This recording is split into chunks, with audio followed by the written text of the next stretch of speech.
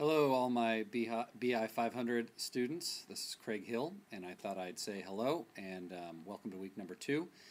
And hopefully you've all been looking a little bit at the reading, and I thought I'd do this to answer a couple questions about what we're doing this week. This week, we're going to be taking a look, as we looked at the overall idea of what we do in biblical interpretation, and we look at the text, the co-text, the context, the intertext, as well as our own context.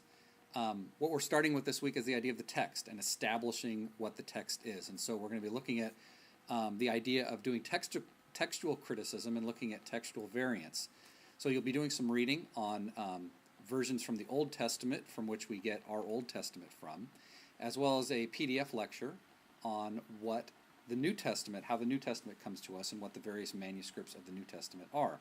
So I'm going to have you engage in an assignment, an exercise, that looks at one of the three most significant textual variants in the New Testament, either the ending of the Gospel of Mark, the story of the woman caught in adultery in John 7:53, 7:53, and then also a Trinitarian passage in 1 John chapter 5. So what I'd like you to do, and you'll see this in the assignments, or the assignment that I have, is on a separate Microsoft Word sheet. What I want you to do is I want you to look in your English Bible, and if your English Bible's like mine, I'm open here to John 7:53, and in mine it says something, a little footnote up here, that the earliest manuscripts do not include 7:53 to 8:11. So what I'd like you to do is to look at your footnotes, look at the PDF the excerpts from the textual commentary on the New Testament from Bruce Metzger, and I'd like you to pretend that you are explaining this to one of the people in your congregation. And what does this mean? How am I supposed to deal with this? And so try to answer questions about whether you think the passage is authentic. Try to answer whether or not how you think the passage either came to be in the manuscript or came to be excluded from the manuscript.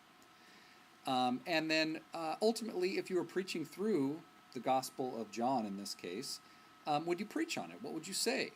So I want you to engage this idea about what if we do come across places where there are different manuscripts and they say different things. And all this is the enterprise of trying to establish the text. If we're coming to a text of Scripture and it says varying things and various things in various manuscripts, how do we deal with that from the aspect of interpreting Scripture? So this is not an easy assignment, and that's why I want to debrief it a little bit in the forum to come, or the forum that's already put on the Moodle page. So complete the assignment, work at it, look at it, and then let's have some conversation about it in the forum. All right? Hope you guys have a great week. Welcome to week 2, and I'll look forward to hearing from you and to talking with you online.